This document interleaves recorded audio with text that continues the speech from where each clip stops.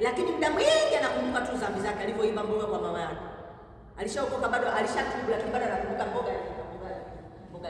Unakuta kinamfanya hapo na furaha, kinamfanya hajiamini. Sasa wewe umeokoka, maana yake uondolewe hali za kutojikubali, uzikatae, kwa sababu Yesu ameshakusamehe. Na kadiri unapotafakari kuiba mboga, kuna uwezekano mkubwa ukaiba tena, kwa sababu unakosa raha ya kuamini kwamba uko huru, kwamba umesamehewa. Kadiri unavyoenjoy kusamehewa, unavyoenjoy msamaha, unavyofurahia kusamehewa, ndivyo ambavyo unaweza ukashinda zaidi. Bwana asifiwe. Okay. Mungu anatukuzwa ukikubali Yesu akuokoe na kusafisha dhambi zako zote. Yaani mpango wote mpaka tunasherehekea Pasaka na nini, Yesu alikuwa anataka kuishinda, yaani aishinde dhambi kwa ajili ya wanadamu. Yeye hakufanya dhambi, lakini ilibidi awe dhambi ili ya kwamba aweze kutuokoa sisi ambao tulikuwa ni wenye dhambi. Sisi tulikuwa ni dhambi, na yeye akakubali kuwa dhambi ili hatimaye atusafishe na sisi tusiwe dhambi, ili tufanane na yeye. Kwa hiyo aliposhinda na sisi tulishinda. Kwa hiyo sahau yaliyopita. Bwana asifiwe. Na kusahau yaliyopita kwenye ulingo wa mambo ya dhambi yasiyompendeza Mungu. Lakini pia sahau mikwamo. Yaani kila siku kama kuna maisha yamewahi kuwa magumu, ni hayo tunakumbuka. Vizuri kusahau na kutazamia mambo mazuri zaidi kutoka kwa Mungu. Okay. Tukiangalia mfano hapa tunakuta nani? Paulo, ambaye alikuwa ni Sauli. Neno la Bwana linatuonyesha kwamba Paulo hakujali wala hakuendelea kufadhaishwa na dhambi alizofanya zamani. Alijua na kuendelea kuamini na kukiri ya kwamba ameshasamehewa. Paulo anamwandikia mtoto wake nani wa kiroho anaitwa nani? Timotheo.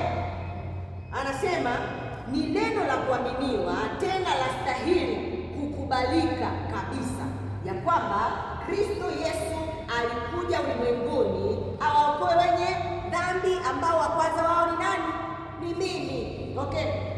Hatujui ni kwa nini Paulo aliambiwa hiyo ni Timotheo wa kwanza sura ya kwanza mstari wa 15. Hatujui ni kwa nini Paulo anaamua kumwambia Timotheo. Sijui walianzia wapi mazungumzo yao mpaka anamwambia Timotheo ya kwamba wa kwanza wao, labda ukute na Timotheo alikuwa ana sita. I don't know mazungumzo yale kwa mwanzo. Bwana asifiwe. Lakini hapa ni msisitizo. Ni msisitizo, kuna kitu muhimu hapo cha kujua ya kwamba Paulo alikuwa na sababu zote za kuendelea kujiona baba mimi sistahili, kwa sababu aliua watu, kwa sababu alirudi kanisa, alifanya mambo mengi ambayo sio mazuri ya kumchukiza Mungu. Lakini hapa anasema anajua Yesu alikuja kuokoa wenye dhambi, ambao kwanza wao ni kama Yesu aliokuwa mtu aliyeua. Je, wewe ambaye hata mende hujawahi kuua? Je, sisi ambao hatujawahi hata kutumia uchawi kupeleka kwa mtu, si anaweza katusamehe kabisa, si ndio? Na si ametusamehe kabisa. Haleluya. Kuna watu ambao okay, ilibidi hata tusisome chochote kizuri kuhusu wao, ni pamoja na Paulo.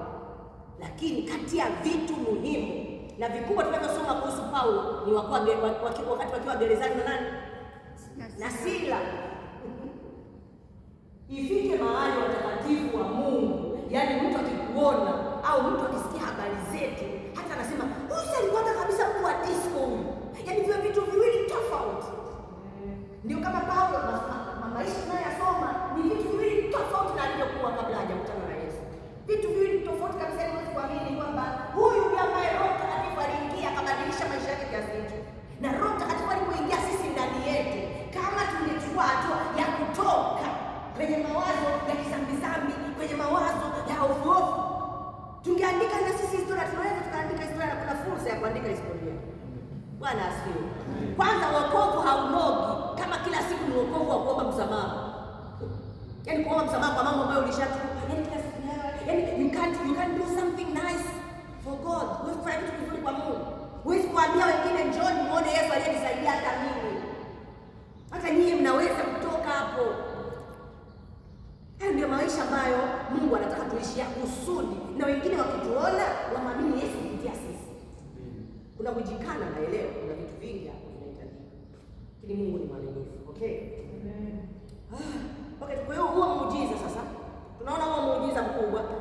ambao Wakristo wengi tunapaswa kujivunia. Tunaweza tukauita muujiza wa Paulo na nani? Paulo na Sila, na kile kilichotokea gerezani katika kitabu cha Matendo ya Mitume sura ya 16 kuanzia mstari wa 25. Matendo ya Mitume sura ya 16 kuanzia mstari wa 25, tunapata historia kwamba na panapo usiku wa manane. Yaani watakatifu, naamini na wewe ni shahidi wa nguvu ya maombi, lakini pia tunaweza kuwa ni shahidi wa nguvu ya maombi ya usiku wa manane. Ni kwa nini? Kwa sababu usiku wa manane ni rahisi ukafanya kazi moja tu ambayo ni kulala, kusinzia, na una haki ya kulala na kusinzia. Lakini usiku wa manane watu wameingia mahali pazuri kabisa pa kazi za shetani, kupitia maombi wakaziharibu kazi za shetani. Usiku wa manane, usiku wa manane ni wakati mtulivu sana ambao mtu kama akipata uwezo, akiwezeshwa neema ya Mungu ikikusaidia, roho ya neema na kuomba ikikusaidia, ukaona unaamka usiku, unawezekana hatuwezi kusema kwamba ni sheria kila siku kwa sababu ya udhaifu tu wa kibinadamu. Bwana asifiwe. Na kwamba sasa mtu isifike wakati siku ambayo atajiona ameshindwa kuamka usiku ajione kwamba ngoja nifunge maombi ya toba. No. Lakini kuna faida zake nyingi. Haleluya. Okay? Kwa hiyo sasa